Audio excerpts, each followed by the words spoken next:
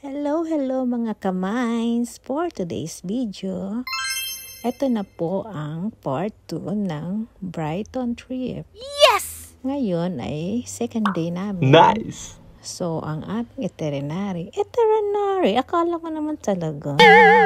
Papunta kami ngayon sa Brighton, sa mismong town.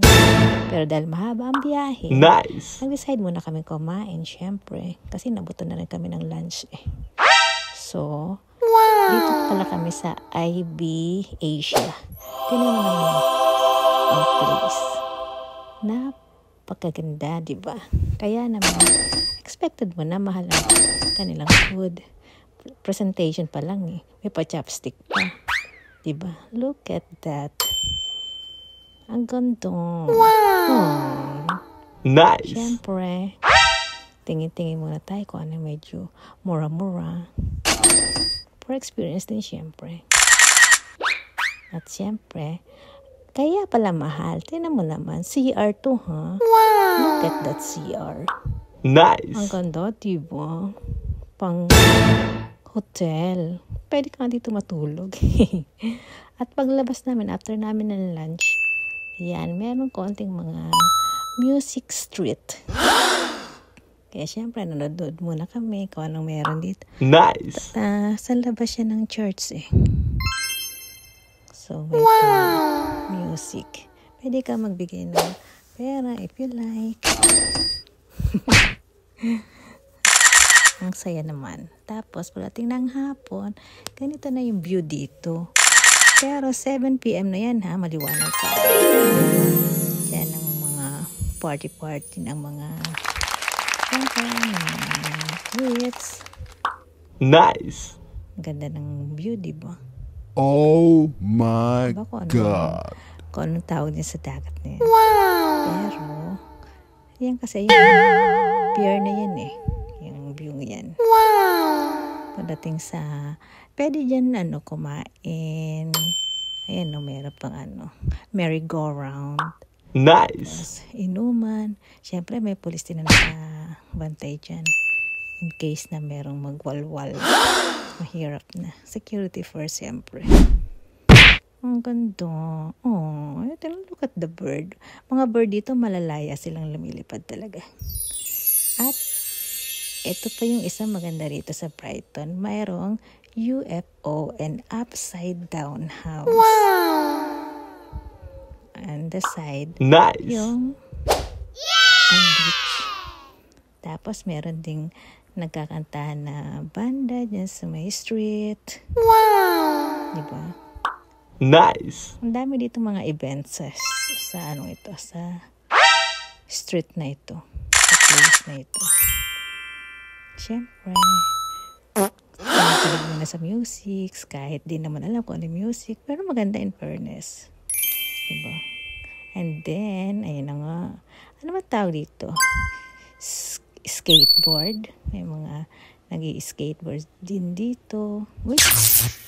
May poging dumaan. Ang ganda, diba? Nice! Oh. And then, dito naman sa side na ito, ay, syempre, dyan mga nagsasunbathing yung mga kasi, summer eh. Yung sinasamantala nila yung araw para konti maarawan sila, maging tan. Ganda ng dito. Yes! Kahit yung bato lang eh. Nice! Gilid, ang ganda. Kahit saan ka side. Oh, ang ganda ng dagat. Oh, ang linaw. High tide nga pala yan, kaya ang lakas ng alon. Pero, tingnan mo naman yung mga tao. Talaga kanya-kanyang pwestuhan sila dyan. Oh my God! Ang nakaka-relax lang tingnan. Siyempre, as usual, 8 PM na time check ha. Nag-ice cream pa ang aking hubby. Siyempre, dito kasi 10 PM, maliwanag pa eh. Kaya mainit-init pa yung 8 PM. Nag-ice cream trip muna kami. Wow. Nice! Siyempre, para naman medyo may lakas ulit para lumakad-lakad kasi ang habang lakaran nito. So, kailangan muna ng konting merienda. Pampalamig ba? Dapat nga mag-order kami ng beer. Kaya lang, syempre mag-drive pa yung asawa ko. Medyo malayo din ng, mahirap na. Kaya ice cream na lang. Okay din naman. Ice cream yan. Ice cream trip. Pati mga kasama namin, mga nagsipag-ice cream din sila. Doon naman sila sa kabilang store. Oops. Yeah. Happy na naman ang happy. Favorite kasi niya yan, ice cream. Siyempre, pwesto pa dun. Akala mo naman talaga. Naghanap po talaga ng pwestuhan. Ito nga pala yung Pavilion Royal. Hindi kami nakapasok sa loob kasi under maintenance ang loob. So, nag-video-video na lang kami. Ayan. Papauwi na kami ngayon. Kasi nga, gagabi na. Kasi bukas, meron na naman kaming pupuntahan. Abang-abangan. Yes! Thank you for watching, guys. I love you. See you on part 3. Promise, part 3 na talaga. Last na yun, for sure.